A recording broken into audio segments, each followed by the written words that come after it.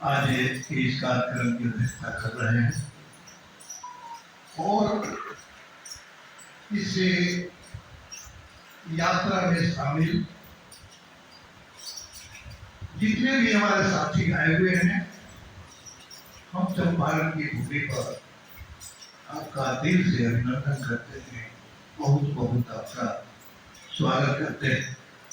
यात्रा से हमें शक्ति मिलती है।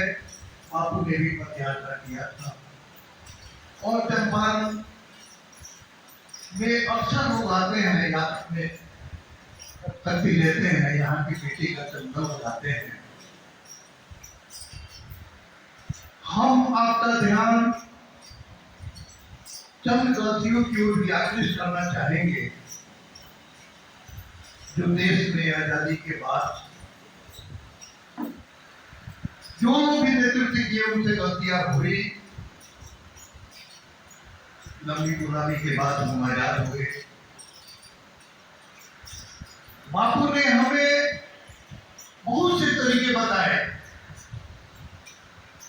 एक साधारण दलित महिला बुधिया ने कस्तूरबा को कहा कि लुंगी घूमता नहीं, लड़का सारा स्कूल तक खोल दी।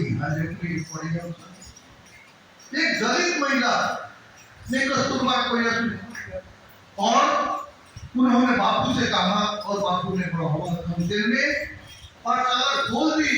उन्होंने शिक्षा नीति बनाई। चंपारण में कलेक्टर को उन्होंने शिक्षा नीति दी। वो शिक्षा नीति देश के लिए वरदान साबित हो सकता था, लेकिन यह भूल हुई। दूसरी बात,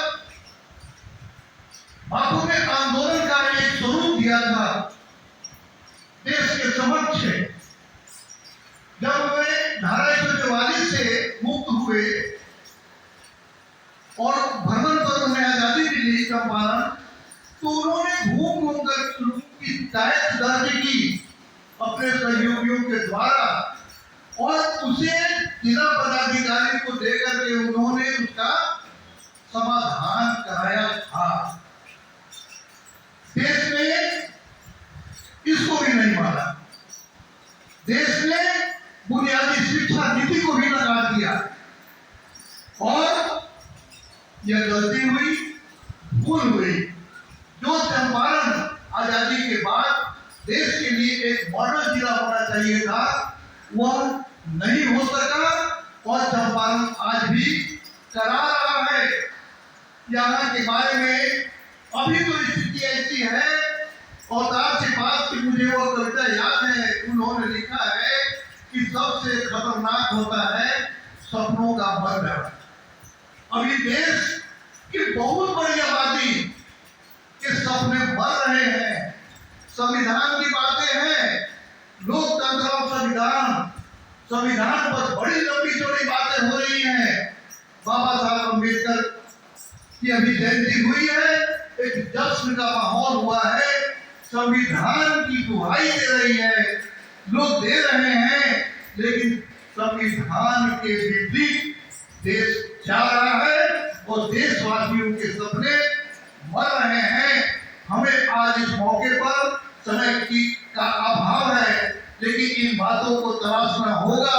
अपने अंतर मन में भी अगर देखना होगा कि मैं इस अपने सोने की चिड़िया वाले भारत के लिए मैं क्या कर रहा हूं।